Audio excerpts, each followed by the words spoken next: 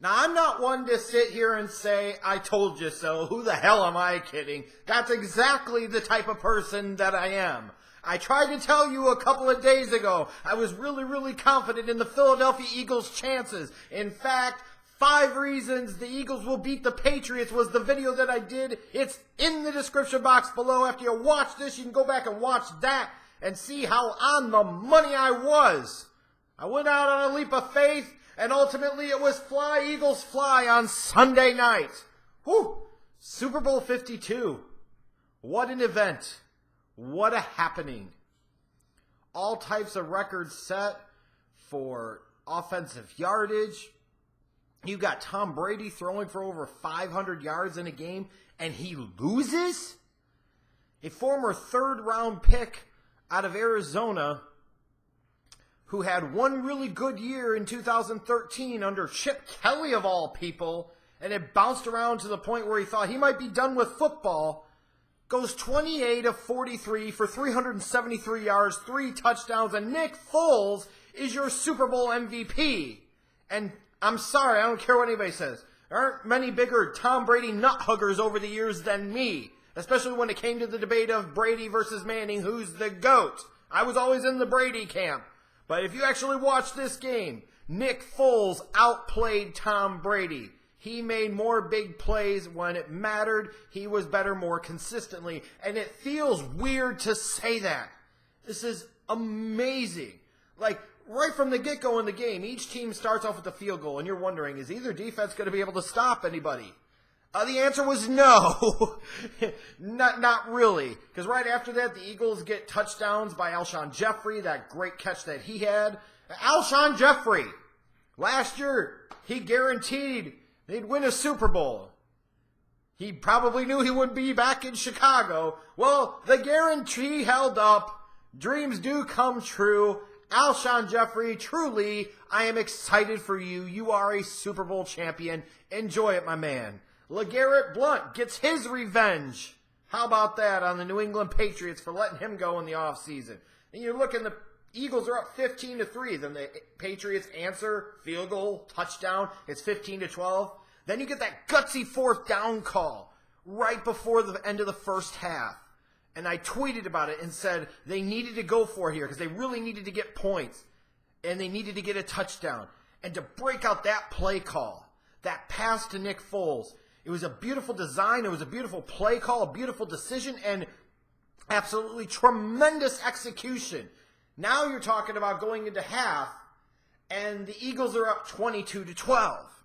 So, of course, you know, because the Patriots have such a history of doing this, they're going to come right back and get some points. And they did. Brady and Gronk connect a couple of times.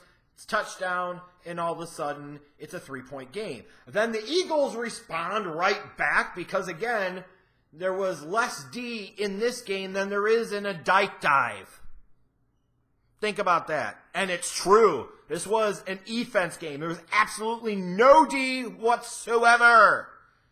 The Eagles got the benefit of the doubt. For anybody sitting there saying that the NFL and the referees were going to rig it in the benefit of the favor of the Patriots, well, you can't point to this play. The Corey Clement touchdown catch. Was it a catch? Was it not? Honestly, if I had to guess, the logic was that when the ball moved, it was because they're saying Corey Clement had control of it already and he was tucking it away, which makes some sense. I don't know if I buy that at that particular moment. I was really surprised, honestly, that catch held up. It did, though. And that's what karma tastes like for the Patriots, for the Jesse James crap. Now, all the benefits of other calls they've happened to get. Well, here's one that didn't go their way. But now you're looking at it. The Eagles are attacking. The Patriots can't stop them. It's 29-19, and you're like, okay, eventually the Patriots are just going to run out of gas, or the Eagles are just going to continue to score, and the Patriots can't catch up.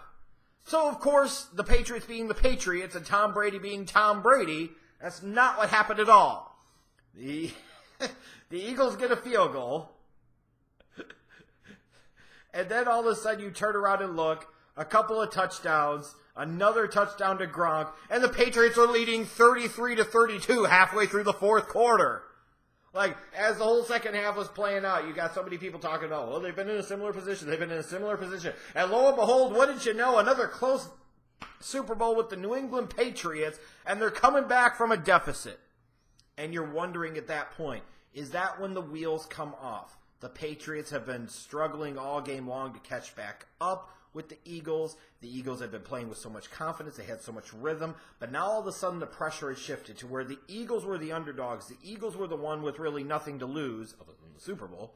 But they didn't have the pressure. To me, the Patriots had the pressure of meeting expectations and defending their crown here. Now all of a sudden the tables have turned, and the Eagles are down halfway through the fourth quarter after dominating so much of this game. Because when you look at it at halftime, when it's 22-12, you feel like the Patriots are lucky that it wasn't a 20-point lead for the Eagles. And at the same token, you're like, it's probably the best thing that could have happened for the Eagles was that it wasn't a 20-point lead, because then they had no excuse. They had to continue to attack, and they had to keep doing what they had done in the first half that had worked so well offensively. Defensively, not so much. Ronald Darby, some of those other defensive backs in Philly, couldn't cover a damn thing all night long. It was crazy. But the Eagles didn't fold. They didn't collapse. This is not Andy Reid's Eagles. These are not the Eagles of years gone by. They come right back down, 14 plays, 75-yard drive. I think it took like 7 minutes of game time. And then on third down, you get that other controversial play, the 11-yard touchdown pass from Nick Foles to Zach Ertz. And I'm sorry. You could debate the one with Corey Clement, and I feel like there's a very strong argument that could be made that that was not a catch. But boo-hoo, too bad, so sad. Shit happens. And Patriots have gotten the benefit of a lot of those calls over the years. That's just the way it is. But this one, and you could hear the commentators like Michaels and Collinsworth, it was like they were trying to soften up everybody, knowing that this could potentially be overturned and trying to minimize the outrage. Bullshit. Ertz caught it, took like 3 steps, made at least 1, if not 2 football moves before there was even contact made, and he started going to the ground. At which point in time, he is already a runner. Once he reaches the ball across the goal line, it's a touchdown, bitches! The only thing at that point that I was wondering, not whether or not that's a touchdown, because to me, if that's not a touchdown, if that's not a catch, then why do we even bother playing National Football League games? Why is anything a catch at this point in time? It is, you've left a little over 2 minutes for Tom Brady and the New England Patriots.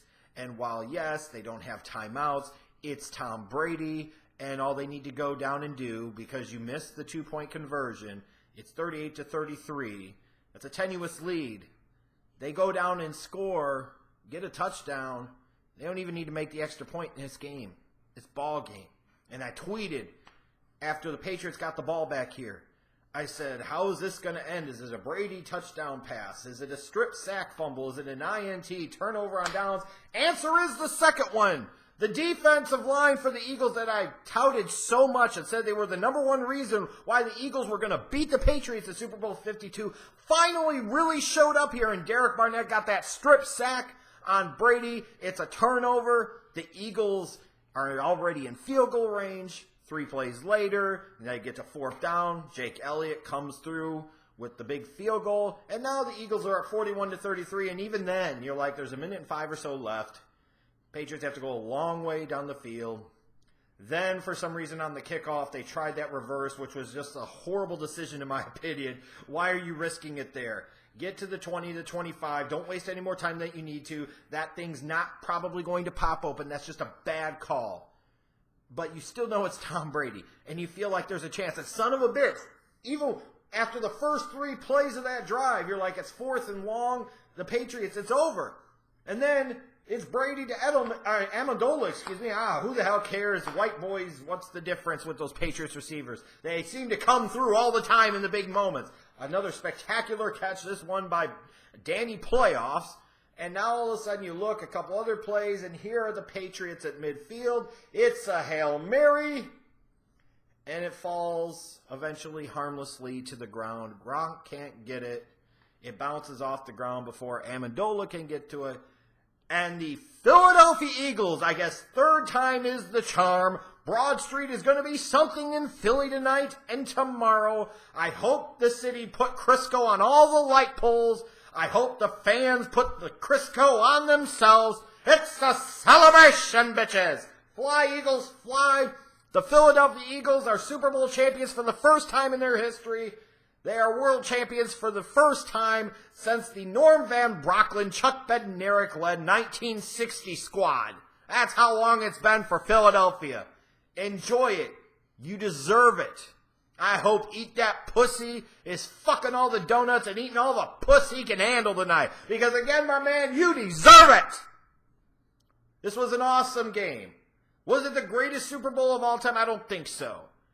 Because this to me reminded me of just a standard college football game where there's all this scoring, and like I said, it's like a dike dive. There's absolutely no D in there. No defense whatsoever. To me, a great Super Bowl game. While this had action, it had a lot of big plays, it had drama, it had a lot of storylines, there has to be some type of defense played at some point in time. And there just wasn't in this game. If you appreciate offensive football, then this was the creme de la creme of Super Bowls for you. For all time. For all time. For me, it was a fun way to end the 2017 NFL season. It was a great Super Bowl. It was an exciting Super Bowl. And above all else, most importantly of all to me, hashtag Schleg Daddy was right. Na na na na na na na na. I told you, all of you. I told you so. I don't even care at this point. I'm coughing, it don't matter. Seeing the Eagles win here gives me hope that sometime soon the Bears can do the same damn thing. And for the Patriots, too bad, so sad. You've been there before. For all we know, you'll be right back in the mix again next year. A great season nonetheless. But this was the Eagles' night. Congrats again to the Philadelphia Eagles, Super Bowl 52 champions.